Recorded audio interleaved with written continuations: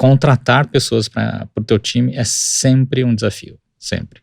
O que eu falo para as pessoas, e nas mentorias que a gente faz pela Endeavor, eu vou fazer muita mentoria pela Endeavor, eu falo para eles, olha, você tem que sempre tomar o cuidado de contratar o cara para o teu próximo ciclo de crescimento. Não adianta você trazer um cara de uma empresa 20 vezes maior que a tua, porque você não está lá ainda. Assim, os teus problemas não são os mesmos.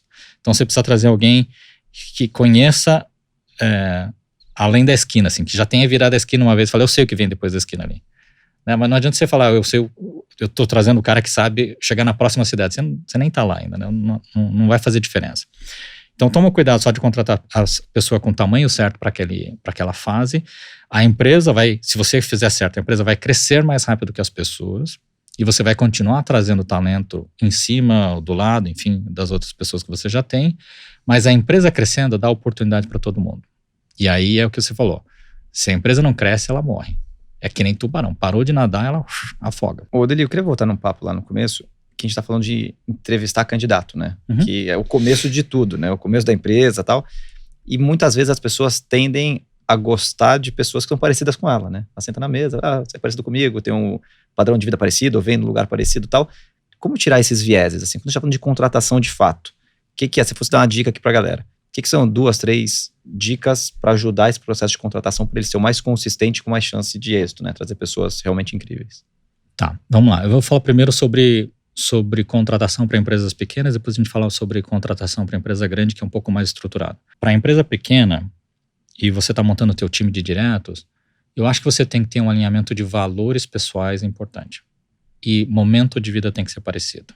Tá? Então, você, cara, solteiro, 20 e poucos anos, tá afim de trabalhar 14 horas por dia, você traz uma pessoa em outro estágio de vida, às vezes tem dificuldade de encaixar. Tá? Então, se você olhar os empreendedores que dão certo, eles têm perfis parecidos no começo. Porque um alimenta a obsessão do outro. Né? E aí os caras ficam ali construindo o business. Então, acho que você tem que ter no começo, alguma similaridade, em especial de valores. Quando você fala de diversidade, para aumentar a diversidade de pensamento, você já tem que estar no estágio bem maior. Tem que ter um core super consolidado, gente que você confia, gente que trabalha no teu ritmo, gente que entende o que você está tentando fazer.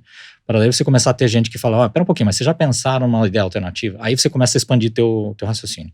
Mas no começo tem que ser muito mais próximo. Numa empresa de grande porte, aí o que você precisa aprender a fazer é tomar a decisão de contratação, que a gente normalmente não faz. Quando a gente cresce, é aquilo que a gente falou antes, você contrata um gerente que não sabe fazer isso, toma a decisão errada e você começa a ter inconsistência na qualidade. Então, como é que você sistematiza o processo? Você tem que se dar conta que o processo não é sobre o candidato. O processo de entrevista não é para determinar se o candidato é bom. Olha que coisa louca. O processo de entrevista é para determinar se os seus entrevistadores são bons ou não. Então, eles são consistentes quando eles decidem, se nós 3 aqui entrevistarmos um candidato e a gente concorda que este candidato é excelente e depois esse cara entra e é um ótimo vendedor, então talvez nós 3 sejamos bons preditores de performance de vendas. Se trocar nós 3, talvez a performance caia. Agora, sempre que nós 3 concordamos, a gente traz um bom candidato, então o candidato faz pouca diferença. O que importa é se nós 3 concordamos.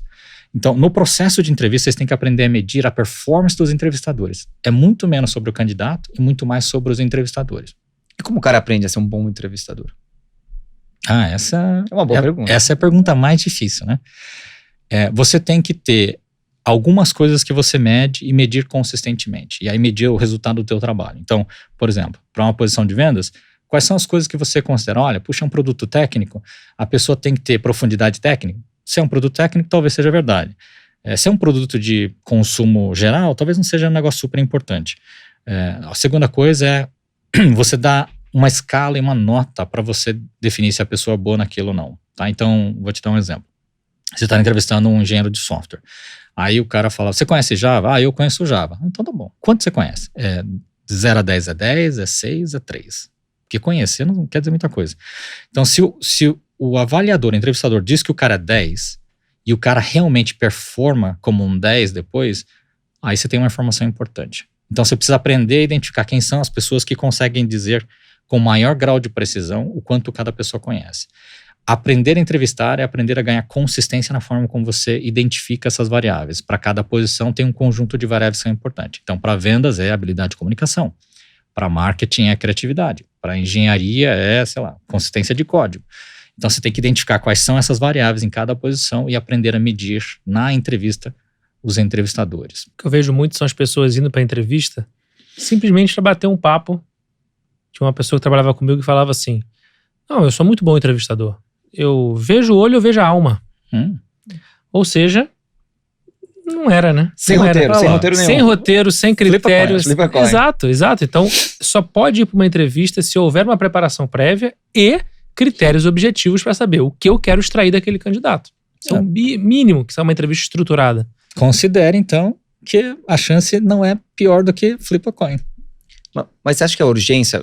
E aí eu vejo muitas empresas assim, eu tô desesperado para contratar um cara, eu preciso de um cara ontem.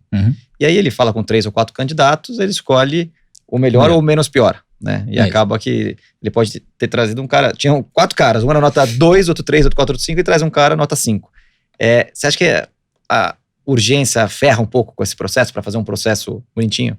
Ferra. E eu acho que o processo... Por exemplo, o Google faz isso muito bem, né? Quando você força os entrevistadores a fazer uma avaliação quantitativa da competência do indivíduo naquela variável, então, habilidade, no Google a gente chama de habilidade cognitiva, então a capacidade da pessoa de aprender novos conceitos.